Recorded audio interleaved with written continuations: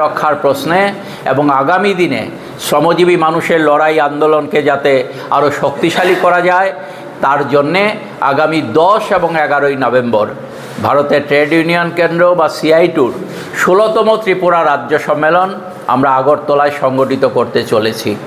এই সময়টাতে আমরা 10ই নভেম্বর ইদানিংকালের সর্ববৃহৎ সমাবেশে আমরা আগরতলায় মিলিত হব। সারা রাজ্য থেকে শ্রমজীবী মানুষ এই সমাবেশে উপস্থিত হবেন। আমরা আশা করছি হাজার হাজার মানুষ সেদিন আগরতলা রাজপথ সেখানে ভরিয়ে তুলবেন এবং আমরা বিশ্বাস করি যে ত্রিপুরা রাজ্যে আজকে যেভাবে বিজেপির তাদের যে অপকীর্তি, তাদের যে অপদার্থতা, তাদের যে দুঃশাসনের রাজত্ব তারা কায়েম করেছে, এর প্রতিবাদে শ্রমজীবী মানুষ ক্রমশ তাদের হাত থেকে আজকে সত্যিকারের শ্রমজীবী মানুষের মুক্তির রাস্তায় চলে আসছেন। সেই মানুষরা এই সমাবেশে উপস্থিত হয়ে এই সম্মেলনকে সফল করা এবং সমাবেশকে সফল করার ক্ষেত্রে 10ই নভেম্বর তারা রাস্তায় নামবেন এই বিশ্বাস আমাদের আছে এবং আপনাদের মাধ্যমে এই বার্তাটা সকলের কাছে আমরা আবেদন জানাতে চাই যে আসুন আগামী 10ই নভেম্বর প্রকাশ্য সমাবেশে অংশগ্রহণ করুন, শ্রমজীবী মানুষের সমাবেশে, এবং 10-11 দুদিনের যে সম্মেলন এই সম্মেলনকে সফল করার ক্ষেত্রে আপনাদের সকলের দিক থেকে আমরা সহযোগিতা প্রার্থনা করছি। সকলকে ধন্যবাদ। আমরা সম্মেলনে প্রকাশ্য সমাবেশ করার জন্য আমরা বহু আগে 2 মাস আগে একটা দরখাস্ত দাখিল করেছিলাম ত্রিপুরা স্পোর্টস কাউন্সিল।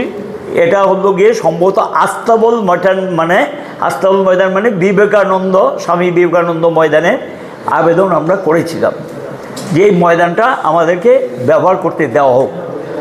তারা আমাদেরকে জানিয়ে দিয়েছে এটা দেওয়া যাবে না।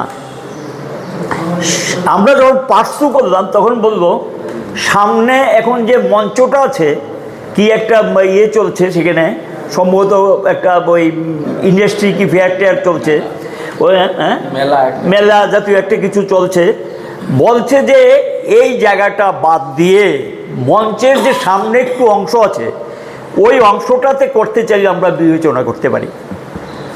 এটা তো সম্ভব না, এখানে কত লোক জায়গা হবে।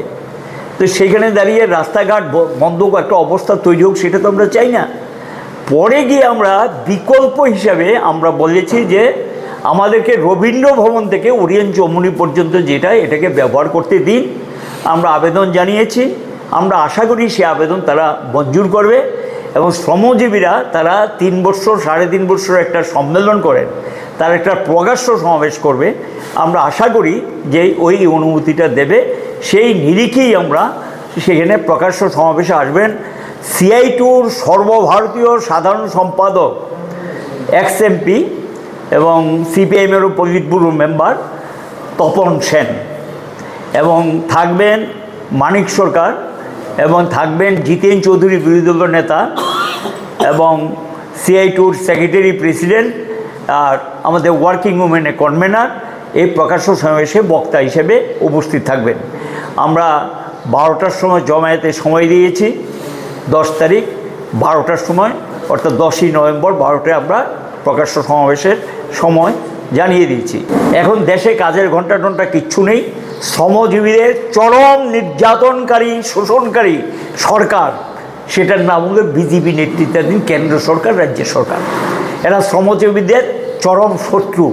কাজে এই শত্রুকে মোকাবিলা করার জন্য আমরা চাইব সকল অংশের শ্রমজীবীদেরকে একটা ঐক্যবদ্ধ মঞ্চে নিয়ে এসে লড়াইটাকে শক্তিশালী করা।